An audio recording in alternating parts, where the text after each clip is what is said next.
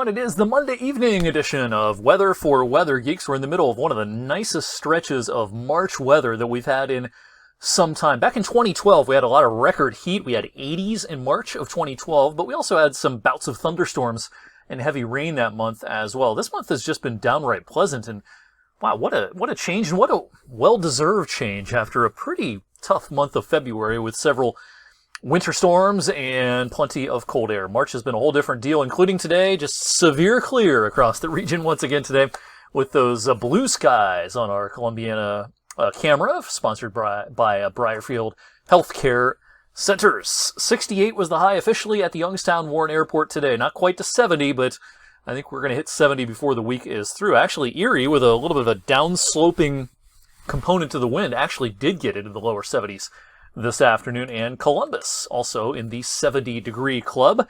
This was a full 20 degrees warmer than average today, and I mentioned 2012. Today, another record high from that year, 81 degrees on this date in 2012. Check out the record low. That's a cold one for this deep into March, 6 degrees on this date in 1988. All right, quiet weather here locally, but yesterday officially began Severe Weather Awareness Week in the state of Ohio. Severe Weather Awareness Week in Pennsylvania comes our way in April.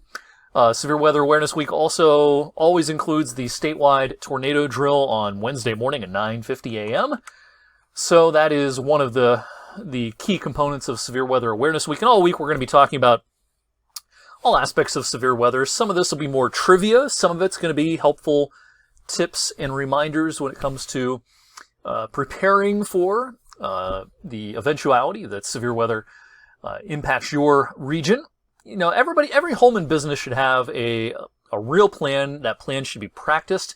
And part of that plan is having your safe space in your home or business. And in that safe space, having certain supplies there so you don't have to go looking for them if severe weather is imminent. Some of these things may be they might sound a little goofy. They're a little maybe counterintuitive or something that you just don't think about. But we think it's a good idea for everyone to have hard toe shoes in that safe place. You know, in the very rare circumstance that unfortunately your home would be struck by a tornado or your neighborhood, you don't want to have to step around debris, including broken glass and shards of, not a glass, but wood and everything else. You don't want to be wearing flip-flops or be in your bare feet. And, a lot of people have to scramble if severe weather strikes very quickly and they weren't ready for it. Maybe they're in their bare feet, they're in their pajamas for the night or something like that.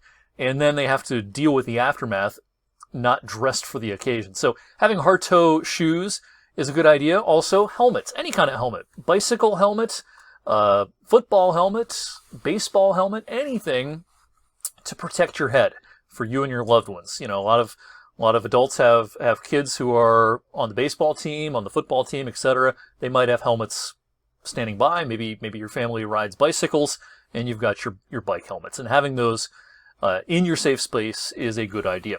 Again, worst case scenario, but we see this a lot of times in bigger severe weather zones than ours, where people are trapped and they need help, and drawing attention to themselves can be a bit of a challenge.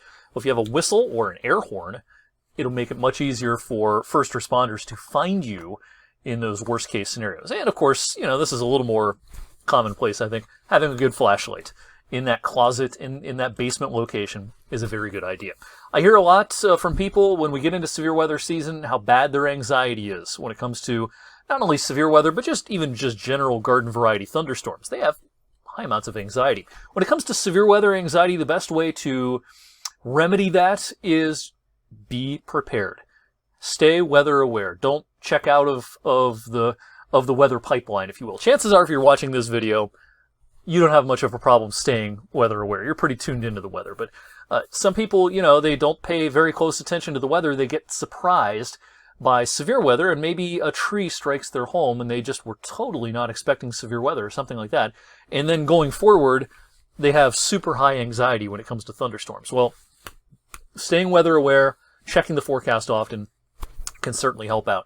Make sure you and your family have a plan. Make sure you have multiple ways of receiving warnings. You're going to hear me talk a lot this week about the different ways of receiving severe thunderstorm and tornado and flash flood warnings. And if you do all those things, your chances certainly increase that you and your family are going to stay safe during severe weather. The severe weather threat tonight is not here locally. It is out across the middle of the country, where some heavy thunderstorms have already threatened parts of the Red River Valley between Oklahoma and Texas. Dallas will be under the gun for several hours this evening. Back here at home, though, our weather, while it won't be as pristine on Tuesday, there will be an increase in clouds. It's still going to be awfully balmy for this time of the year. So slowly increasing clouds, but temperatures well up into the 60s.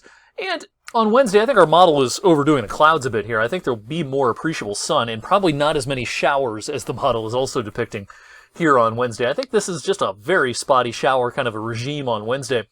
With times of sunshine, we're going to have no problem getting into the upper 60s to around 70 Wednesday afternoon.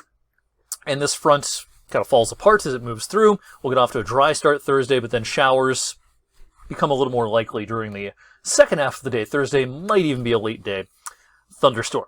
All right, temperatures will retreat some, falling during the day Friday, no higher than the 50s over the weekend, which is still above average. Let's talk briefly about early next week just for fun.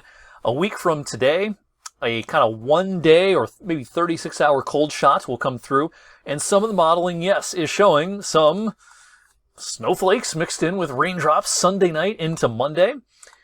You know, I highly doubt this leads to any sort of accumulation if it occurs, but, you know, a lot of people are asking, are we done with snow? And are we done with big-ticket snows? Yeah, probably. Are we done seeing snow?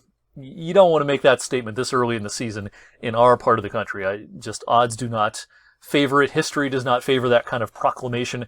In case in point, early next week, we might have a pretty raw and blustery Monday with a couple of snowflakes in the air and temperatures mostly in the 30s. But you look at the 8 to 14 day outlook, and you know, any cold shots look pretty brief in this kind of a pattern. So we're right back to a regime that is likely going to favor above average temperatures as we roll the calendar forward into April. So March ends on a chilly note early next week, but April overall is looking pretty balmy and different than last year. Also, the 8 to 14 day outlook is not particularly wet. This is good news for spring flooding concerns, not only here locally, but in traditional spots that have a lot of flooding problems in the spring season. So the Missouri River Valley, parts of the Northern Plains, Minnesota, the Mississippi River Valley, the Lower Ohio Valley. These are all places that have had a lot of springtime flooding problems in recent years. And this kind of a pattern in April will certainly help out in those locations and around here as well. Thank you for watching Monday evening's weather for Weather Geeks. I'll see you back here on Tuesday. You can watch this video